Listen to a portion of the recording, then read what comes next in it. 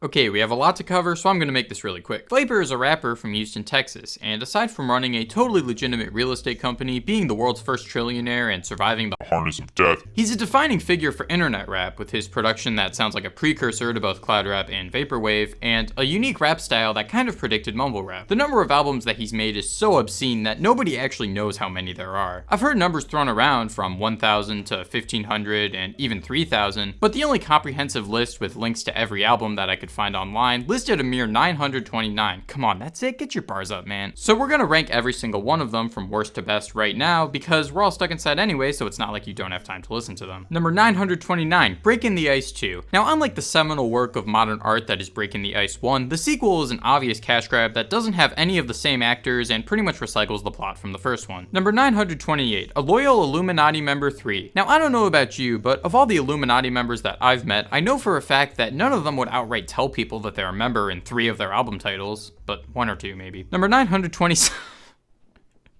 Alright, I'm just joking, let me start over. Viper is a rapper from Houston, Texas, and aside from running a totally legitimate real estate company, being the world's first trillionaire, and surviving the harness of death, he was an interesting figure in Houston's underground in the late 90s and the 2000s. Even before releasing his official debut, he was an aspiring rapper who had some serious ties to Houston's Screwed Up Clique, a vast collective of artists, mainly led by DJ Screw, who are responsible for some of the most essential and forward-thinking southern hip-hop ever. In fact, the earliest Viper song that I'm aware of is from Volume 2 of a soundtrack to the 1997 film Fifth Ward, created by his brother Greg Carter. Not only does the first volume of this soundtrack have a song from the Botany Boys, Lil Kiki, and DJ Screw himself, but Viper and Screw both appear in the film as well. The song on the soundtrack is called Choppers, released under the name J-Ride, and unlike the abstract and lo-fi approach to hip-hop that we're used to from him now, this song is much catchier with a G-Funk influenced instrumental and a bouncy flow that's reminiscent of classic southern hip-hop. This sound would also be prevalent on his official debut album from 2003, self-titling it under the name Lee Dog because I guess he was so proud of his original rap name that he just had to put it on the cover twice, but then he re-released it the following year as Hustlin' Thick by Viper because I guess he forgot to proofread. While Hustlin' Thick isn't a perfect album, you can tell there was a huge amount of passion and effort put into it from the blissful production, solid flows, and guest singers that frequently show up to do the hooks. The CD booklet actually has a long list of thank yous from Viper, who not only helped to make the album possible, but who mean a lot to him in his personal life. While it would take him a couple of years to follow this record up, he came back with 3 new albums in 2006, and I'm assuming he got a job as an escalator repairman because that escalated quickly. If you want to hear the difference between Hustlin' Thick and his second album Ready and Willing, here's a few seconds of the first song from each album.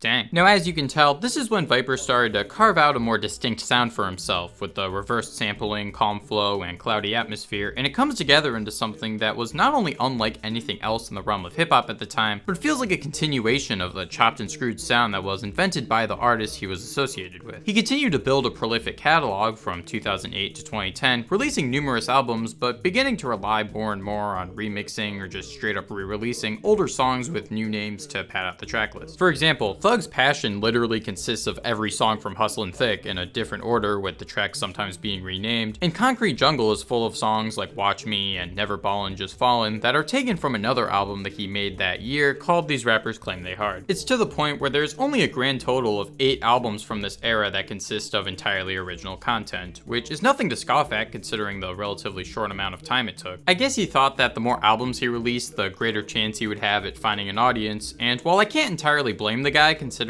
the amount of detail he puts into every single one of his cover arts, it makes his discography confusing to navigate. In the early 2010s, an album that he released in 2008 called Yo Cowards Don't Even Smoke Crack became highly talked about on the most prestigious music taste-making platform on the internet, 4chan's Moo. I can't imagine why. This brought more attention to Viper than ever before, with a video of the title track being uploaded to YouTube in 2013, currently nearing 3 million views at the time of me making this video. Now that he had an audience for a record that was entirely original, how did Viper react to this newfound success? After all, the song proves that there's really no need for him to keep bloating his discography with recycled albums in order to gain attention. Was he inspired to take his time and put out more original records with the highest quality music he could possibly make? Here's a little something for you busters. No, he did the exact opposite. Viper is now known as the rapper who made 347 albums in 2014 alone, and while his sound has changed a bit since his 2000s days, incorporating more auto-tune, singing, and R&B influence, it's clear that most of these records were only made to match the absurdity of the Yo Cowards Don't Even Smoke Crack album cover in hopes of reaching the same level of success. I don't think all of these records are terrible. In fact, I actually enjoy Kill Yourself My Man, which is one of his most popular releases and probably the most definitive one from this era of his career, but part of me thinks it's kinda sad that this once very refreshing, original, and aspiring artist pretty much doubled down on becoming a meme and nothing more. I understand why, as it's what gave him the most attention to begin with, and I do get a good chuckle out of scrolling through all the ridiculous album art, but it's caused a good majority of the internet to just view him as a joke. Nowadays, he isn't putting out as many albums so much as there are music videos coming out on the rapper Viper Vivo YouTube channel pretty much every week, which I'm not even sure is run by Viper himself. So pretty much right after I finished recording,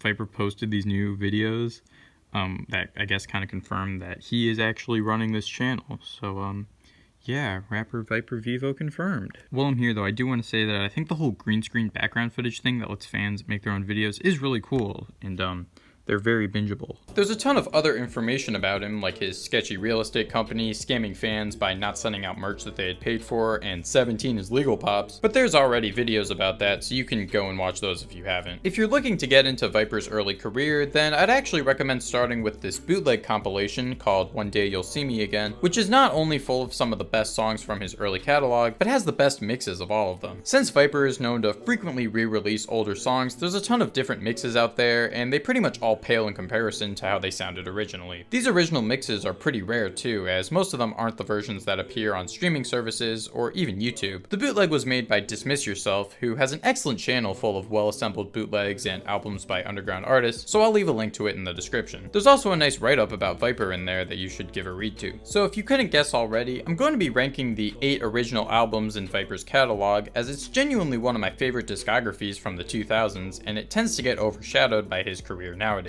I also want to preface that because Viper has released numerous albums with the same title and album cover, I'll only be talking about the first iteration of all of these albums, and leave links to the Spotify and Apple Music versions that are closest to the originals. The only difference is slightly different track titles and sound quality. For my audiophiles out there, Dismiss Yourself put a link to a download of his original discography in the description of the bootleg, which has them all in their best sounding form, so I'll throw that in the description as well. I'll also be referring to the track titles as they were listed when the albums first came out. Without any further ado, here's the list. Yeah, that's right, we're starting with a hot take. The Paper Man is easily the spottiest, least consistent, and least memorable album in Viper's entire discography, only counting these 8 albums. It doesn't really sound like one coherent idea so much as it does a Frankenstein of leftover tracks from previous albums, which is exactly what it is apparently. I mean, I haven't found any proof that it's a B-sides album, but if not one, but 2 completely different people on the internet say it is, then it's probably true. It wouldn't surprise me either way, as listening through the album, it's usually easy to pinpoint which record each song was likely recorded for. For example, Find Me Poppin' Pills has a short looped vocal sample akin to Heartless Hoodlum. This Is 4 has an ethereal, reversed beat that would have fit pretty well on Ready and Willing, and the low-key MIDI-based grooves of See a Baller Bling and Sting and Hustlin' Thick, hey, sound ripped straight out of Yo Cowards. The difference is, most of these songs don't sound as detailed or fleshed out as the albums they may or may not have been recorded for. Like, I know you guys like to clown on Earl Sweatshirt's East for sounding like how bugs feel when they bite Magic Johnson, but damn, have you heard Find Me Poppin' Pills? If you're looking for me out. I'm no stranger to vocal samples being worked into rap beats, and actually this sounds like it could have been pretty good if more was done with it, but as it currently stands, it's probably one of my least favorite Viper tracks, period. That being said, there are some true gems on here, like In the Life of a Baller, which manages to have an identity of its own, combining a reversed groove with a coherent lead that carries a very slight G-funk tinge. This Is 4 is genuinely beautiful and kind of haunting in the way it handles a choir sample, and I'm Thugged Out Ballin' is one of Viper's most solid closers, with a groovy instrumental that plays off of his deep voice in a way that gives the whole song a different vibe than it would have had if any other rapper was rapping over it. I could maybe see people placing this a little higher just based on how much musical ground it covers and how indicative it is of this era of his career, but as for me, I feel it lacks as strong of an identity as his other works, and only find myself returning to a small portion of it. It's the Southwest Hooligan, they know who it be, and you know what? They can't beat me. Of the 3 albums Viper put out in 2006, Southwest Hooligan ended up being his most distinct, but also least impactful. It's a really unique album in his catalog, with the beats being a little more low-key, relying more on the funkiness and overall quality of the groove than having a loud and abstract sample on top. There are a couple of exceptions to this in the album's second half, but for the most part, this is Viper's quietest and, dare I say, most lyrical album in his catalog. Now for me, and many other people, the appeal of Viper's music mostly stems from how his droning voice and hypnotic production play off of each other to make a relaxing and off-kilter sound that's 2 steps away from being an ASMR gangster rap roleplay. With this in mind, Viper's lyrics are usually pretty hard to make out in context of the beats, so I don't have the highest of expectations from him as a lyricist going into his albums. In other words, I enjoy an album like You'll Cowards for totally different reasons than, say, Illmatic, because they both have entirely different approaches to the genre that can be appreciated in their own separate ways. Southwest Hooligan comes off as kind of a fish out of water situation, as even though the music is still pretty enjoyable, Viper's flows and lyrics just don't really work quite as well in context of the music for the most part. I don't even think he's a bad lyricist, just kinda generic, but he does manage to intrigue me on cuts like I Remember When You Was in Love With Me, which is a simple but solid breakup song with these faint and airy keys that bring the lyrics to life. For the most part though, the lyrics are kinda run-in-the-mill gangster rap, but when put in context of the smooth synthesizers, sharp melodies, and calm flows on tracks like I Wanna Blow Kill and They Ain't Feelin' Me, it comes across as a left field take on G-Funk. The main sample-based cuts on here, being I'll Be Off Probation and My Life Being Famous, are kind of interesting for how they take choruses from R&B songs that also came out in 2006 and try to turn them into rap beats. The problem is, the vocals aren't manipulated that much and kind of dominate the mix, so it ultimately makes me just want to go back and listen to the original songs. This is an alright project overall, and definitely distinct, but not one of my favorites in the Viper canon. Alright.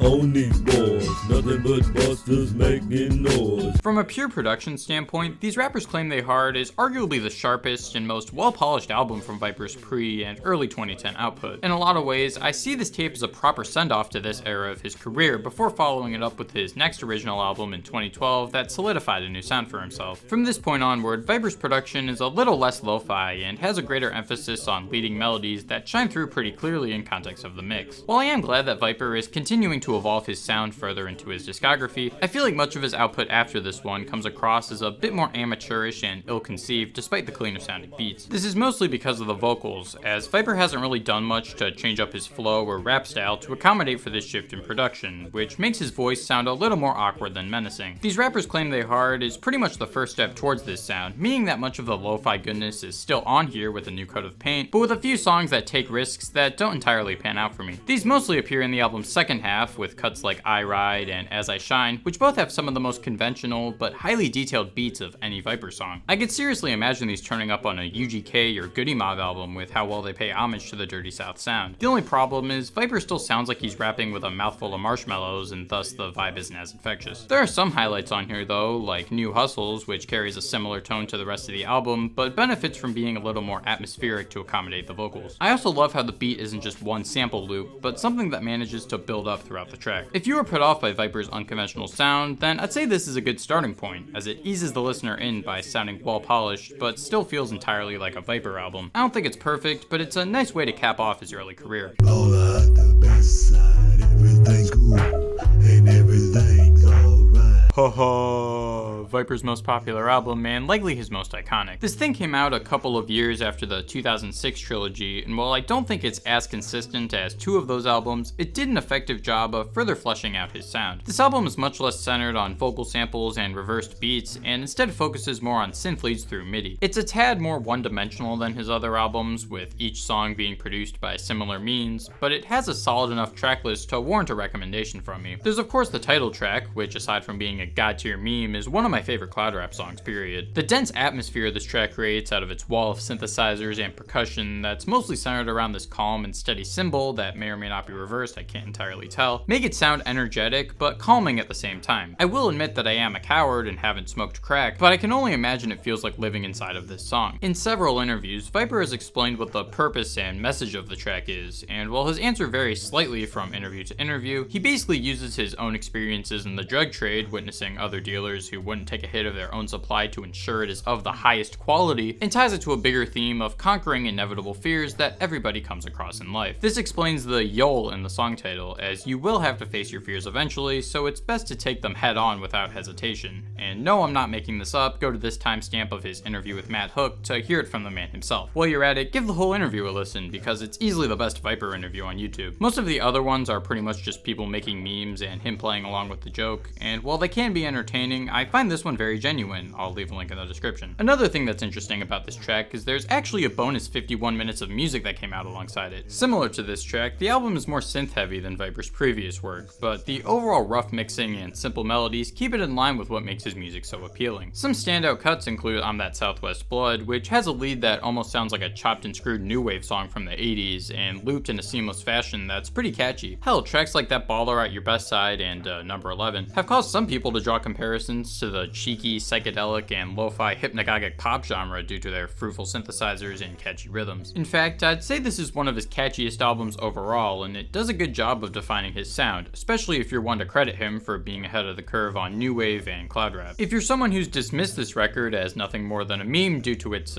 everything, then I really can't blame you, but I think there's a lot to appreciate here musically. I see it gone. One of the most highly praised albums in Viper's catalog, and for good reason. After reinventing himself with more experimental production on Ready and Willing, he doubled down on a dark, murky, and highly emotional sound for Heartless Hoodlum. Most of the beats on here are built around reversed samples with slower tempos, heavy low end, and a bit of reverb to give them an indescribably bleak mood. Hell, most of these tracks don't even sound like rap beats at all so much as they do weird musical experiments that could be used to soundtrack a bad acid trip in a movie or a joke in the Eric Andre show. Investigate 311.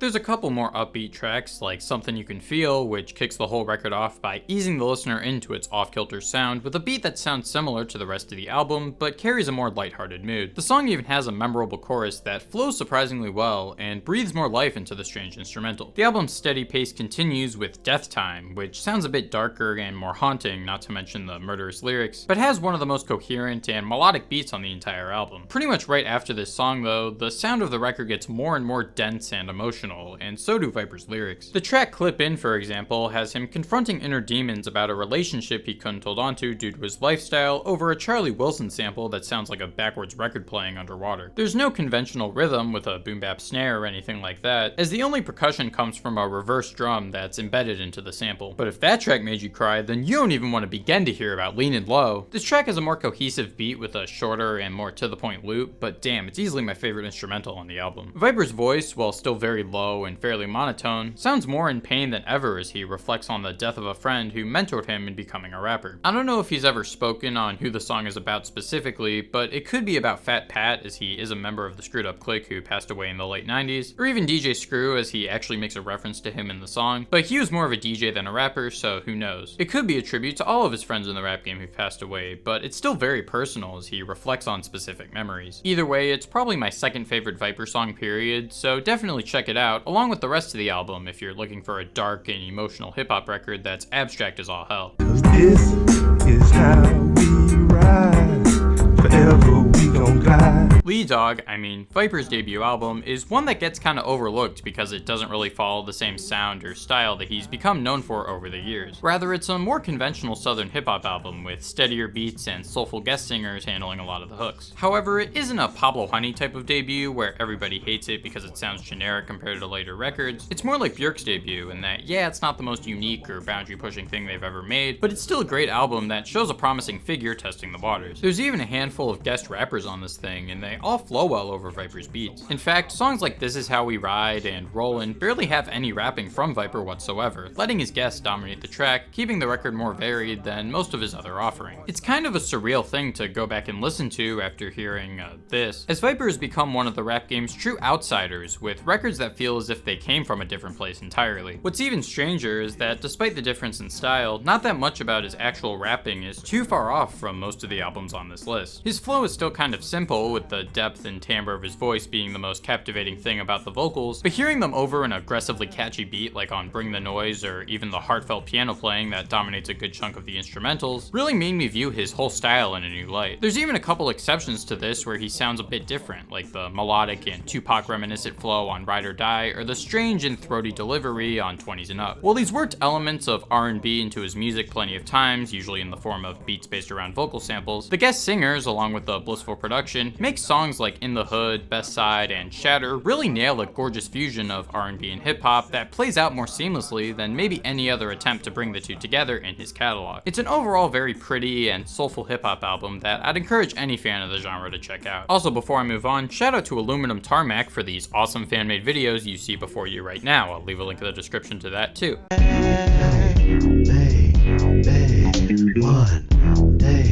Most Viper fans seem to refer to this as his best album, and I can't blame them. In fact, it's the only other one I considered for a #1 spot when I was rearranging this list 1,000 times. While Yo Cowards might be Viper's most popular album with his most well-known song on it, I'd argue that Hiram Clarke Hustler has more tracks that have become staples of his career. Every song just has so much character and identity, from the memorable hooks, wider variety of song topics, and maybe the sharpest production since Hustlin' Thick. It takes cues from his previous albums, having everything from soul samples, reversed beats, catchy synths, and vocals that sound good over all of them, culminating into arguably the ultimate Viper experience. There might be a couple downsides to this album, like how most of the songs are about 5 minutes long, but usually the last minute and a half or so is spent on just the instrumental, but the beats are usually relaxing and catchy enough on their own for me to not mind as much as I might have if I was listening to an album produced by DJ Shitpost, which might actually be Viper's nickname in some circles, I don't know. Even the lyrics on this record are at least half a cut above his usual shtick, like on I Only Dunk Two-Hand Hanger, more commonly referred to as My Hops, where he talks about being so good at basketball that salty competitors want to see him die over it, leading to some pretty funny quotables. Got My Gad is a more conceptual track where he goes back and forth with his alter ego Cobra with plans to commit some comic mischief. It kinda reminds me of Big E's Gimme the Loot, only not as good. I'm sorry, it's not as good as that song, but I still like it. Thug Verses feels like a tongue-in-cheek satire of gangster rap cliches with violent verses that maintain a self-aware sense of humor and mend well with one of the most abstract beats on the album. Probably the crown jewel of this whole record though, and arguably Viper's entire discography, is the emotional and bittersweet Maybe One Day She'll See Me Again. This feels like a more ironed out version of the sample tracks from Southwest Hooligan, beautifully integrating a T-Pain sample into a beat that's both fun and wistful at the same time. This perfectly mirrors the lyrics, which see Viper reflecting on an ex-lover who he misses, but cherishes the times they had together, and brings it all home with an optimistic hook. This is genuinely among my favorite hip-hop songs of all time, and even people who hate Viper seem to like it. Now you might be thinking, well damn, with an album like that, what could possibly be at the top of this list?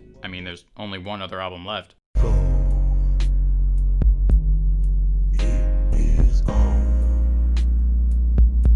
The more I listen through Viper's discography, the more surprising it is to me that Ready and Willing is not only his second album period, but the first to even break out of the conventional sound of his debut. And man, talk about hitting it out of the park on first swing. It usually takes a couple of albums to truly perfect a change in style, but this sounds like every musical idea that has gone on to define Viper wrapped up into the most varied and consistent tracklist in his catalog. The sheer number of moods, production styles, and possibly Viper's strongest performances makes it one of the most nuanced and unforgettable hip-hop albums of the 2000s in my opinion. The wide variety of styles makes it his most unpredictable album as well. One minute you'll be hearing a bunch of backwards female vocals layered on top of each other while barely being able to make out what he's saying, and then the next you'll be hearing Viper's most stripped back and introspective song period. Tracks like Heat Spray and Lay It Down can go toe to toe with the emotional woes of Heartless Hoodlum. My Expeditions As has a G-Funk beat that would have sounded great on These Rappers Claim They Hard, and the minimal synth of Can It, aka You Gon' Die, aka Message to JPEG Mafia diss track would have added some nice dark and menacing variety on Yo Cowards. At this point, I feel like there's not even that much to say about this album because what makes it so great is how well it combines the best aspects of all of his albums into one, which makes the fact that it came out before all of them so mind-boggling. Give it a shot, you won't regret it. I mean, you might regret it, but I certainly don't. And that's my ranking of Viper's core discography. I know he has a few other albums from the second phase of his career that are entirely original, and many of the albums have original songs on them, but I just wanted to keep things simple. I'd encourage you to listen to all of these records if you like experimental hip-hop or cloud rap, and are open-minded enough to give the guy who made The Moon Is My Son, He Looked Just Like Me Too a fair shot. Again, I'd highly recommend that bootleg compilation that Dismiss Yourself put together, as I feel it well exemplifies his early years as an artist, and it's just a really great album overall. What do you guys think of Viper? Is he just a meme and I'm stupid for liking him, or do you guys like him too? Thank you so much for sticking with me till the end, and if you enjoyed, you know the drill. MCs just look like that. MCs just look like that.